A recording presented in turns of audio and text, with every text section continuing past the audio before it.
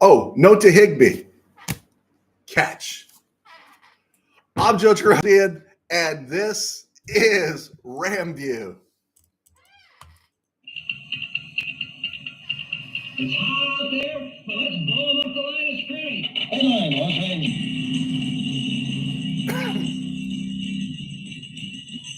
Live from the Ram Cave. I'm Joe Trodian, and this is RamView, the October 16th, 2023 edition, brought to you by Kistler Law Firm. Injured in an auto accident? Need help? Got questions? Call Kistler Law at 661-206-6990. That's Kistler Law at 661-206-6990. And check out KistlerLawFirm.com. That's one word, KistlerLawFirm.com. Kistler Law, they've been fighting for you since 92. And by Temple City Auto Repair. Having some auto issues? Get yourself some John and Henry at TempleCityAutoRepair.com. And of course, by Granite Ridge Christian Camp, a place where your life can change. Okay, Rams won, loved it, but you got to continue to heed the words of the wolf. It was a good win. It was a win they needed. It was a win they should have gotten. And how exciting. 6 games in, the Rams are 3-3. You know what they were 3-3? They were 3-3 at this point a year ago. And yet everything seemed to be falling apart and the world seemed to be burning then. And right now they're 3-3, and there is some optimism as they look at the next 3 weeks in terms of Pittsburgh, Dallas, and Green Bay. But let's look at this Cardinal win. Ram win over the Cardinals. Rams 26, Cardinals 9. I said Rams 37-16. That's close enough, right? You look at this, and honestly, you watch this team and you get so frustrated with it, but you again forget how young they are. Has there been a game this season where the Rams had it handed to them, really where they just got their butts kicked, right? Can you think about that? 3 losses combined by a margin of 19 points to Frisco, Cincy, and Philly. But Frisco and Cincy were one-possession games. Philly was literally a one-possession game for, 3 minutes and 3 quarters and 8 minutes, right? So you got a young team competing against teams with deep Super Bowl aspirations. Their windows are open. And when they lost in those crucial moments as young teams do. Against Arizona, not a good team, but a team still playing hard. The Rams got challenged, and it was really neat. The young team responded. You literally think about it, outside of the Austin Trammell fumble, the defense only gave up 6 points and no touchdowns. And it's the Cardinals. But hey, Hollywood Brown, not a bad receiver. They have nice tight ends. They have the kid Wilson from Stanford. There is some ability there, and they did miss a few shots, right? I mean, Witherspoon got the tip away on a couple of those throws, but another quarterback probably completes them. But the Rams got the win. The young team responded, and we're 3-3. The team is 3-3. That's a great place to be. Regarding the defense, real quick here, the defense has given up 19.5 points a game this season. That's less than 3 touchdowns a game. Okay. They've given up 117 total points. Do you know where that leaves them in the NFL? That leaves them 11th best in the NFL in terms of points allowed. This Rams team coming in with only Aaron Donald and yet to be really, really established Ernest Jones, who has now established himself, and Jordan Fuller, who had a great rookie year and a really solid second season before getting hurt and disappearing last year. Those are the only veterans, really, right? And this team is 11th best in the NFL when it comes to giving up points. And look who they've played. They played Frisco, Cincy, and Philly, all thinking Super Bowl this year. They've given up those they beat Seattle. They gave up 13 points to Seattle, a team that is in the playoff hunt, and we'll look at that in a minute. And then they beat the Colts. And here's the funny thing about the Colts.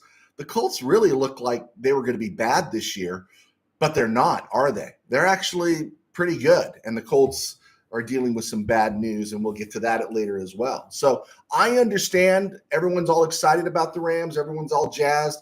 But just remember where this team came from. And we had said at the beginning of the year, this was a team. And again, I'm going to take credit for it. About the only other one I heard talking about it was Jake Ellenbogen, who does Downtown Rams, and he's really good at what he does. You can listen to him after you listen to me. He's really good. He's been doing it for a long time. He's about the only other one I ever heard saying this Ram team's going to be better than people thought. Vegas had the Rams only winning 6 games this year. And if you're looking at the Rams, they've won 3 games. Obviously, the game against Washington is winnable. The game against Frisco is winnable. The next game against the Cardinals is winnable. The game against Green Bay is winnable. And you start getting to 7 wins, and then all of a sudden you get to 8 or 9 wins in the NFC, and you're in the playoff discussion, and that's where we said they would be. With a few breaks, they could win 10 games. I think my final prediction coming into the season was 9. I understand also everyone's excited about the running game. You have to be able to run the ball. We understand that, and the Rams did that well in the second half. But being able to run the ball and running all the time are 2 different things. Against Frisco, the Rams didn't need to run the ball. If you looked at that team and you look where Frisco was vulnerable and you looked what the Rams needed to do, we had said it. They needed to pound the ball through the air, and they came out pounding the ball through the air, and it was really good, and they nearly pulled off that win. But against teams like Cincy and Arizona, at certain moments of the season, there are times you got to pound the ball, and you have to adjust to who your opponent is. So we're not going to turn into, a running team where we're running two of every 3 plays. It's just not going to happen. Unbelievable. Stan Kroenke's calling me. Yeah, Stan. No, Stan, make the deal. If you can make the deal, make the deal. Yeah. Okay, I'll talk to you later. Bye. Kroenke is always calling me up. I understand, that we love the running game. I love the running game too. Nothing was better in the start of that second half.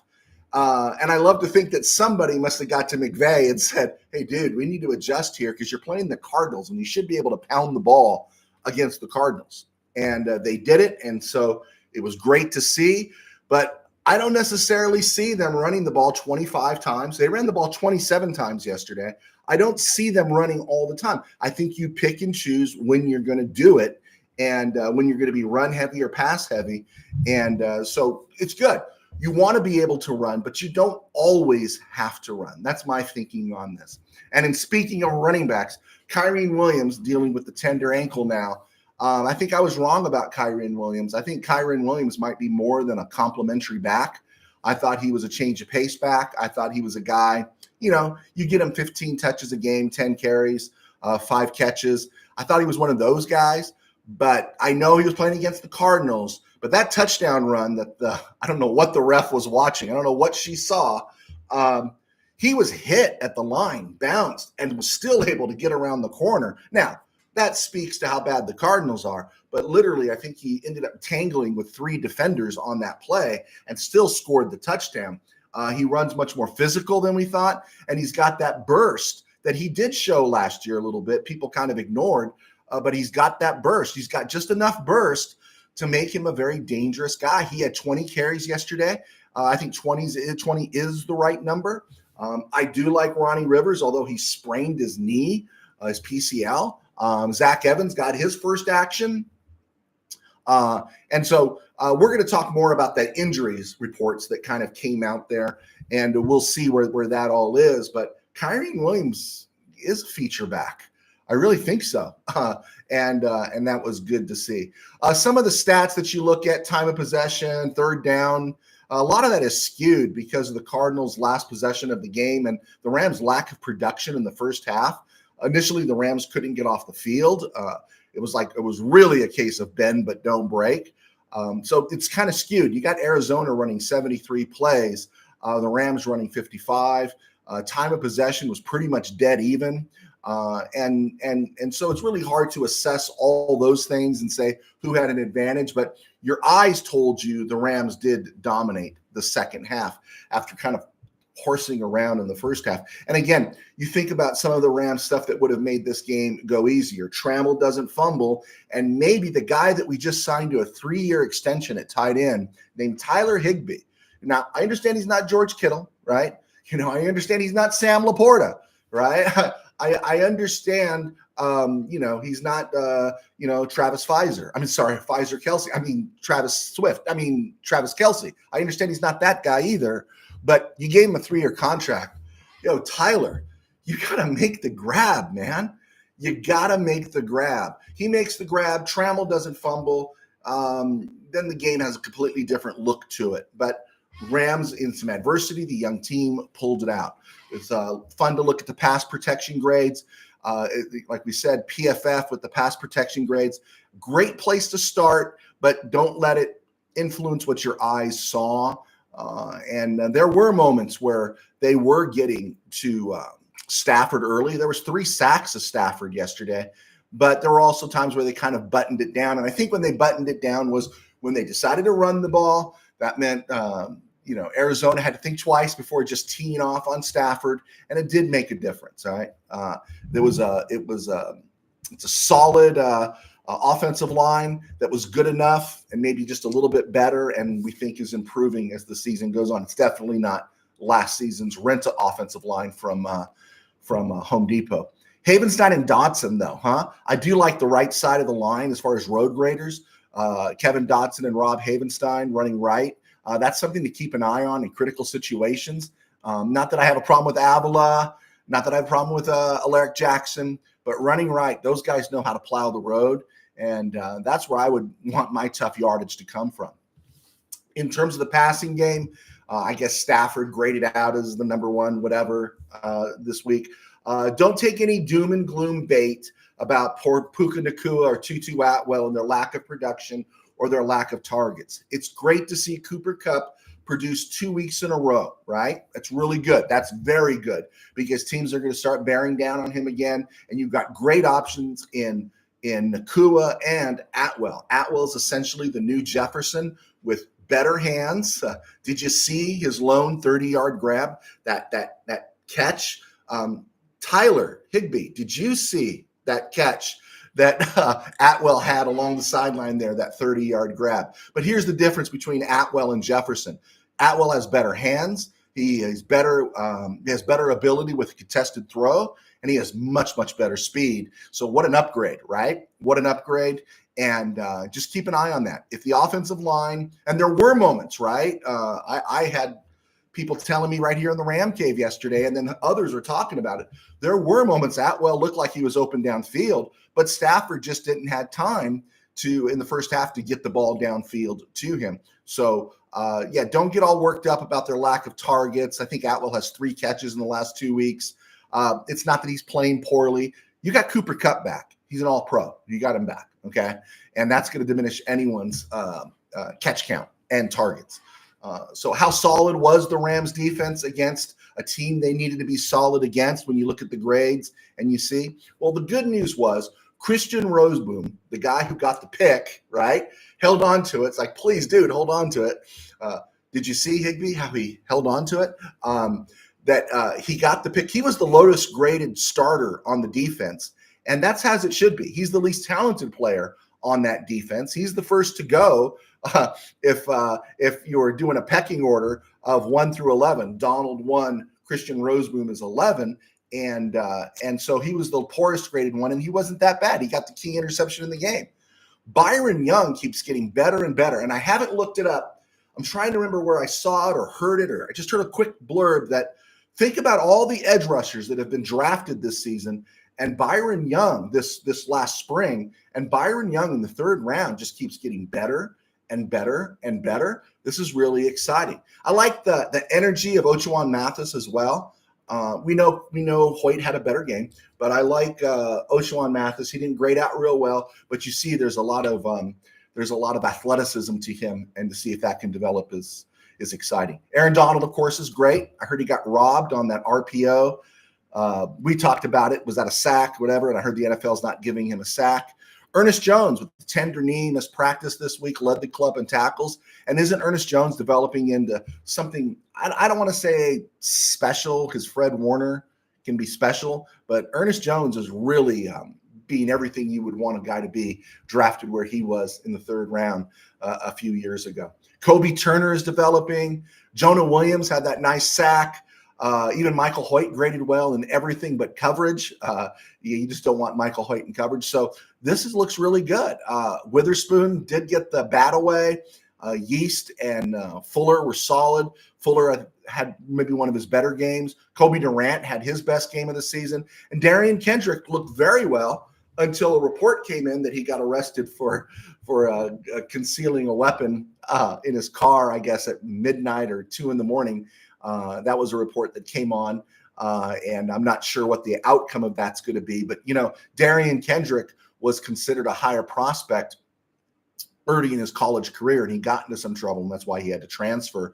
I think it was from Clemson to Georgia, or Georgia to Clemson to Georgia. And so you hope everything's squared on for him, because Darian Kendrick can be a special player. I'll admit, Kyler Murray, who's not my favorite quarterback, might have hit Hollywood Brown those times that he got behind Okilla Witherspoon, but Kyler Murray wasn't there. Josh Dobbs is a very competent quarterback. I bagged on him a little too much.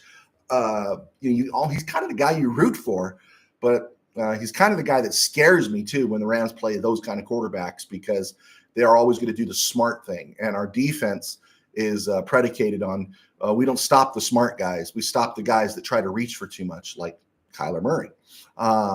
We saw Ronnie Rivers limp off the field. These are the injuries. He's expected to miss 5 to 7 weeks with a sprained knee.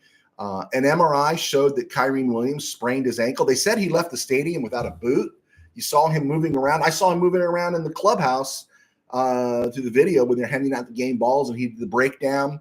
The MRI showed that he has a sprain, and they're already talking like he's going to miss next week. But given Kyren Williams' toughness, given his youth and a week's rest, this is a guy that probably doesn't need to practice. I don't know with absolute certainty that Kyren Williams is out next week for sure. Ronnie Rivers is, and that's why Zach Evans came in, got 4 carries. Be interesting what Zach Evans does. Obviously, Royce Freeman is probably going to be bumped up to the active roster. Maybe it's time to make the Troy Reader trade and get Rashad Penny. That's what Stan Kroenke was calling me about a minute ago. Maybe it's time to do that crazy trade if the Eagles are actually willing to take Troy Reader for Rashad Penny. Or maybe, as someone else suggested, Darrell Henderson might be floating around out there. I just don't know what kind of shape Darrell Henderson is in, right? I don't know what kind of shape he is in. But he would be interesting to bring back now that Cam Akers is out of the room. So that would be curious. Or if he's even happy with the Rams for choosing Cam Akers over him a year ago around this time. But yeah, I'm not sold that Kyren Williams is totally not going to play next week. I guess we're going to find out. But we need him, because the idea of facing Highsmith and Watt coming off the edges against Pittsburgh. I mean, the best offensive players the Steelers have are Highsmith and Watt coming off the edges.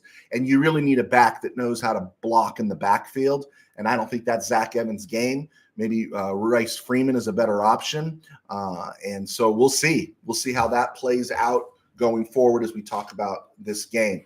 We are coming up to the 19 minute mark. Guys, I will promise I will be asking and answering questions as soon as I get to the break. Around the NFL, I caught the Colin Cowherd, the Herd Show this morning when I was working out. And he came to the defense of the 49ers losing to the Browns like he was on Jeff York's payroll, right? It was like, hey, I'll get you some tickets. Just talk nice about us. And he talked about bad calls going against Frisco, and everyone was on Brock Purdy. I wasn't on Brock Purdy. I love it how everyone's saying you're all on Brock Purdy, right? And it's like, I wasn't on Brock Purdy. Who was on Brock Purdy? No one I know or no one I've watched was bagging on Brock Purdy, right? He got him into position to kick the winning field goal. The guy they spent a 3rd-round pick on out of Michigan, Jake Moody, missed the field goal. They lost, right?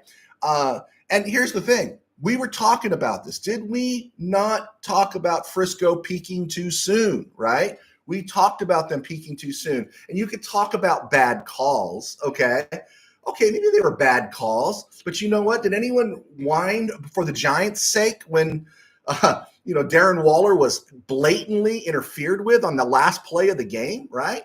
Did anyone come to the Browns' defense on that measurement where they're leaning the sticks back to say they didn't get the first down?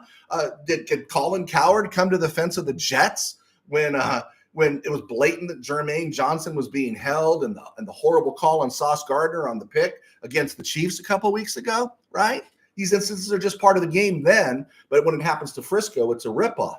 But here's the thing that no one's bringing up about Frisco, okay? Yeah, Deebo Samuel, Christian McCaffrey, and Trent Brown all got banged up, and the whole dynamic of Frisco changed, right? But no one talked about P.J. Walker. P.J. Walker was playing quarterback for the Browns yesterday. P.J. Walker is P.J. Walker. He is a step above USFL. He's maybe in that gray area between practice squad and active third stringer, right? But the 49ers defense lost to P.J. Walker. How much money are the 49ers spending on the Bosa dude? How much money are they spending on Javon Hargrave? How much money are they spending on Fred Warner? How much money are they spending on all these guys? And you lost to P.J. Walker. You let P.J. Walker beat you yesterday. I don't care how it happened, right? You lost to P.J. Walker. And that's the part that cracked me up that no one talked about. And the other thing is, peaking too soon. I'm not saying Frisco's not the best team in the NFL, but I really think if you had just taken them the first 5 weeks, they look like one of the best teams that ever played in the NFL. But it is an 18-week, 17-game season, and so yeah, Frisco might have peaked too soon. And now you got a shoulder thing with Deebo, oblique with Christian McCaffrey. He's always doing this, right? He's so tough. And then Trent Brown, the rolled ankle, he did come back and finish the game. But if Kyron Williams is in doubt for next week, where's Trent Brown going to be?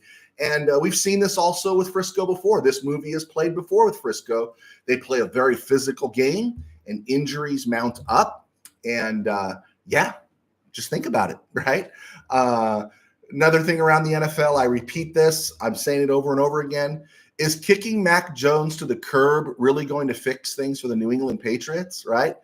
And then someone's going to say, well, maybe, they're tanking for Caleb Williams. Maybe if they had Caleb Williams. Did you see Caleb Williams against Notre Dame on Saturday night, right? That's what Caleb Williams will look like playing for the Patriots if Bill Belichick remains calling the shots. I'm more down on Belichick now than I was when he was doing Spygate against the Rams. The thing is that they've done nothing to help Mac Jones. That's like Siberia for a quarterback to get put in that Patriots offense. That is terrible. There is nobody to give the ball to, throw the ball to. They got nothing, right? They got nothing. They're as empty-handed as Elliot Ness was after the bookkeeper got whacked in the Untouchables. You got nothing. And they need to make a move because they're 1-5. And and Belichick just gets surlier and surlier. The Cincinnati Bengals are feasting on the NFC West. Cincy is 3-3 with its wins coming against the Rams, Cardinals, and Seahawks. They are on bye next week. And then they go to Levi Stadium on October 29th to play the 49ers, right? 49ers next Monday night will be facing Minnesota. And so it'll be a short week when they play Joe Burrow, hopefully healing up more and more, getting ready to play the 49ers. And the 49ers had a little struggle. Remember, the Rams lost 30-23. Tutu Atwell runs a better route. Kyron Williams doesn't let a ball go through his hands to turn into an interception. The Ram game is different. They lost to P.J. Walker this week. 2 weeks, they're going to face Joe Burrow, hopefully healing up. And they lost. This Frisco team in the secondary is vulnerable to a competent quarterback, right? I'm anxious to see that. Bengals 3-0 against the NFC West. And finally, before we go to break, if the season ended today, if it ended tonight, these are the teams that would be in the playoffs. In the AFC, Chiefs, Dolphins, Ravens, Jaguars as division winners. And then the wild card teams would be the Bills, Steelers, and Browns. And then knocking on the door, literally, is everybody else except for the 2-4 Titans and the 1-5 Patriots and the 1-5 Broncos, right? Titans, Patriots, and Broncos, they're not making the playoffs, but that's how bunched up the AFC is. In the NFC, if the playoffs were to start on Sunday. You have the Eagles, 49ers, Lions, and Bucks, all as division champions right now. They're all division winners. They're leading their division at the moment. Then you have the Seahawks, right, as a wild card team, who the Rams beat. You have the Cowboys, who are going up against the Chargers tonight at SoFi, and in a few weeks they'll be playing the Rams.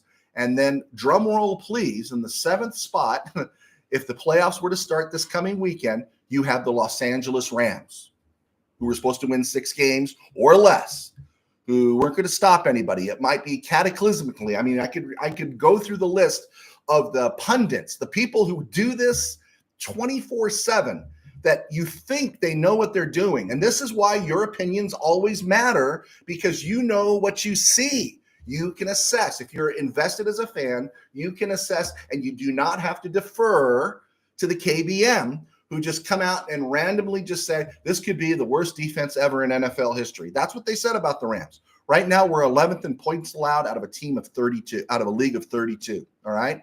And the Rams, if the playoffs were going to start this coming weekend, would be in the 7th spot. On their heels are the Texans, who they play, the Falcons and the Saints, who are nothing scary, and the Packers, who they play. Teams really out of it in the NFC: Vikings, Bears, Giants, Cardinals, Panthers, right? We know they're out of it, right? They're not going to be competing here. But if you look at it, Rams nearly beat the 49ers. They beat the Seahawks, who are ahead of them. They have a real shot when they go to Irving in a couple of weeks. Is it still Irving, Texas? Whatever, Dallas. When they go to Dallas in a few weeks, when they go to Jerry World, we said 9 wins. If the Rams can get to 9 wins, they are going to be in the hunt for the playoffs. And I don't see the Texans, the Falcons, the Saints, the Packers, any of these teams getting on a roll to really kick the Rams to the curb and take them out of the running. The only one that's going to take the Rams out of the running is if Havenstein goes down, if Stafford goes down, if Donald goes down, which is the case for every team when it comes to that. And so what we were talking about, what very few were saying back in August, this Rams team has a chance. And I really don't want the higher draft pick. I want the culture of, hey, we go to the playoffs every year. We go to the playoffs, 5 out of 7 years, right? That's the culture I want. That's the culture that draws, how do you say it? That's the culture that draws free agents, people wanting to be here. And of course, the Rams are a well-run organization. Okay, I'm Joe Terosian, and this is RamView. I was a sports writer for 21 years. I still am. Was one of the founding members at Mid-Valley Sports. Those guys, Tim and Dwayne and all of them over there, they are in the room with the Chargers. They cover the Chargers. I get to do RamView thanks to our sponsors at at KistlerLawFirm.com. And of course, I write books. And so I write books. I've written a couple of high school football novels. And if you go on Amazon, you just type in my name, you'll see a couple of high school football novels that have been well received. And I've also written several Christian books, mostly fiction. And I do the sports show and I do the books because it helps take care of me in regards to my day job, which is I pastor a small church in Burbank Faith Virtual. And you can find that. Actually, it's Burbank Faith Nazarene. Online, we're called Burbank Faith Virtual. We have a channel right here on YouTube, and you can check that one out when you get a chance. So that's what I do. Also, I said this to Coach K. He's a friend of ours, not Coach, Krzyzewski. This is a different Coach K. I say it to all Ram fans. I come from a place where if your routine is to go to church regularly, okay? For us, it was to go to church regularly.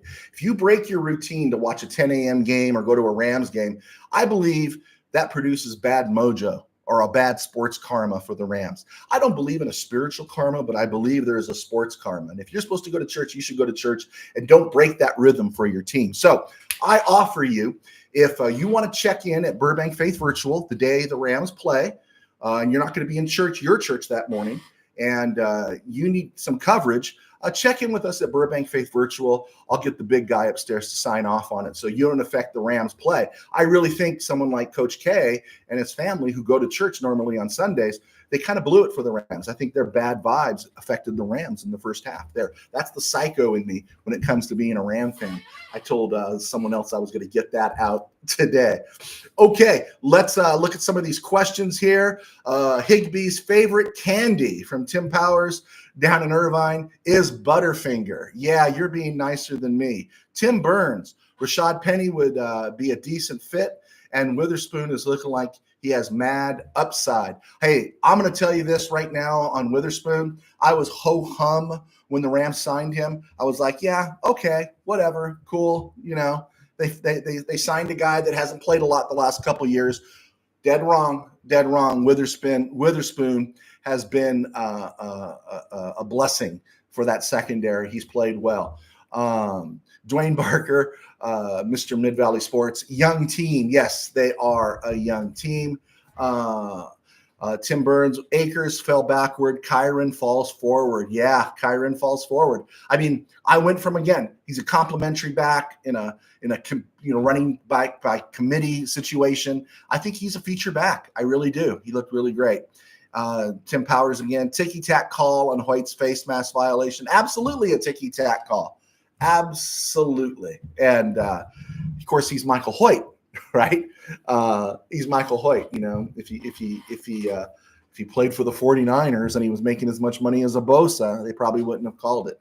Anyway, I digress. All right, let's get to the back half of the show here. If anyone has any updates on Darian Kendrick, because that news kind of came through just as I was clicking on the air, let me know. Around the NFL, Anthony Richardson, right? Possibly facing season-ending or considering season-ending surgery on his shoulder. But hey, let the young guys run. It's what they do. Let them run. Well, that's what happens. That's why you got to learn how to throw. You run out of necessity. You run in key moments, maybe inside the 10, inside the red zone, but you cannot build your offense around a running quarterback that's going to run all game and make that a featured part. You just can't do it.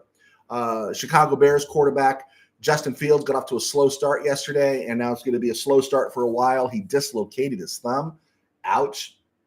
Jimmy Garoppolo, back injury, got sent to the hospital. I mean, maybe Garoppolo is the new Tony Romo, right? You know, this guy can't stay healthy. I think Jimmy G better work on his voice chops and everything, get himself into a booth, because this guy cannot stay healthy.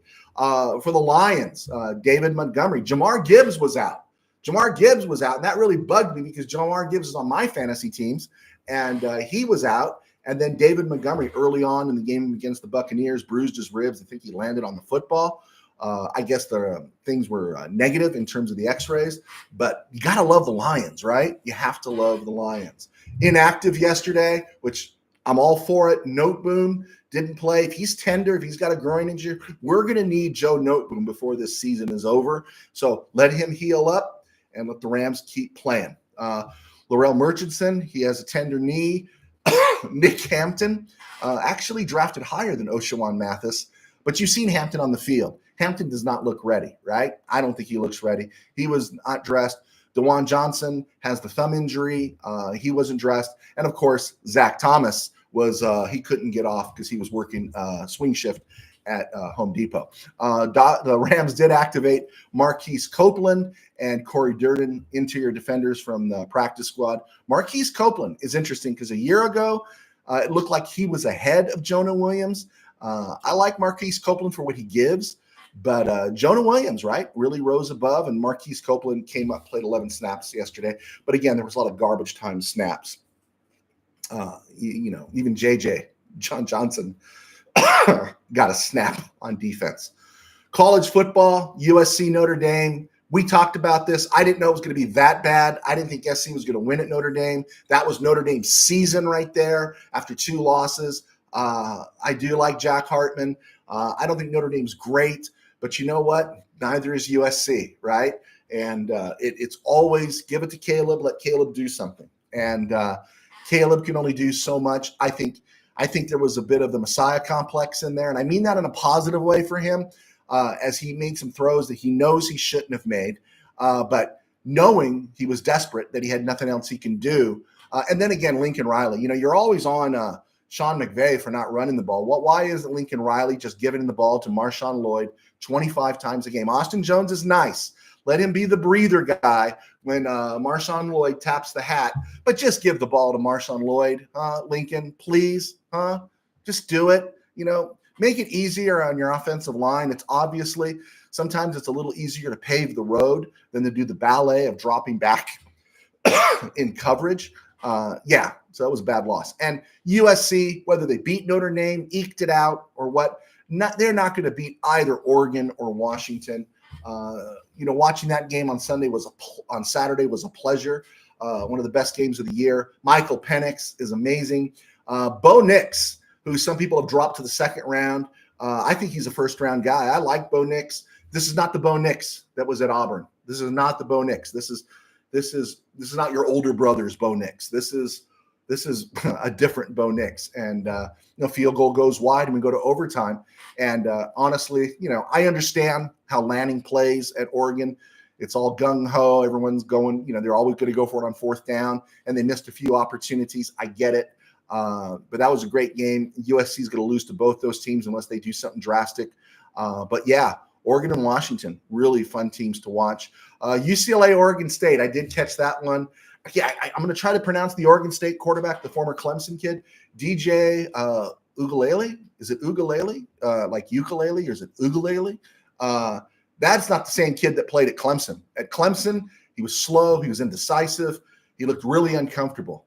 In Corvallis, he looks great. And I'm anxious to see him develop this year and next year. I don't know where the Beavers are going to be playing next year. UCLA is UCLA, right? It's UCLA. They get a scheduling break this year, but they're just UCLA, all right? I'll give my top 10 on Wednesday. Going over the rest of the excuse me, brother, Cardi G, DJU, okay? I'll say this about the USC defense. They were put in bad spots. They were put in really bad spots by the offense, and for what they've done for most of the season, they actually look better than they usually did. But to me, the culprit against Notre Dame was the offensive line, most of all, and then just not running the ball enough. Let's redo a review of the NFL. I thought I was having a bad week. I went 9-5. If the Chargers win today, I get in the double digits. I go 10-5. Chiefs, Broncos, KC was not impressive. That KC team would have lost to the Rams. That KC team was not impressive, beating the Broncos 19-8. Ravens, Titans, Baltimore won 24-16. Titans don't have a quarterback, man. They don't. They just do not have a quarterback. The Ravens have beaten a young Texan team, right? They beat a diminished Joe Burrow Cincy team. They beat the Browns with DTR, Dorian Thompson Robinson at quarterback, and they beat this Titan team, right? And they lost to the Colts, right? The Steeler one's legit, but I don't know. Heed the words of the wolf on the Ravens. I don't know if I'm buying yet, but it doesn't make any difference if Lamar Jackson throws 4 touchdowns or 4 interceptions. He's always going to be praised, and I hate that because I think he is a good quarterback, but I don't think he gets fairly assessed. Taxkins went into Atlanta and burned it down. I was wrong on that. That was another 24-16 score. And just looking at Arthur Smith and his face when Desmond Ridder made the plays and all the cutaways to that. I don't know if that was linear, if those were actual ones, or the producers just did it for effect on a game day, but that was funny. Vikings, Bears, man, Bears, right? They're just the Bears, right?